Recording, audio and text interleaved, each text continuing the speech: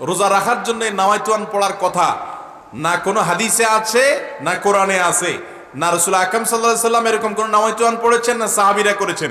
ইবাদতের ক্ষেত্রে কোরআন এবং হাদিসে যদি কোনো কিছু না থাকে তাহলে সেটা ক্যালেন্ডারে থাকলেও আমরা নিব না। এই জন্য দেখবেন ক্যালেন্ডারে এই নাওয়াইতুয়ানের শেষে কোনো হাদিসের কিতাবের নাম লেখা নাই যে বুখারী শরীফ, মুসলিম শরীফ, আবু দাউদ শরীফ, নাসাই শরীফ, এরকম কিছু লেখা আসেনি দেখিয়েন নাই। কারণ হলো এটার কোনো কি নাই, ভিত্তি নাই। কিন্তু আমরা মনে করি নাওয়াইতুয়ান না পড়লে কি হবে না, রোজা হবে। এটা আমাদের ভুল ধারণা। অতএব এটা থেকে আমাদেরকে বেঁচে থাকার চেষ্টা করতে হবে। ইসলামের নামে কোনো কিছুকে যদি আপনি আবশ্যক বানিয়ে নেন, ইবাদতের সিস্টেম বানিয়ে নেন, অথচ ইসলাম সেটা নির্দেশ না করে, তাহলে এটা পরিত্যাজ্য হবে। বিধায় রোজার নিয়ত আমরা অন্তরে ইচ্ছা করব, অন্তরে সংকল্প করব, সেটাই নিয়ত।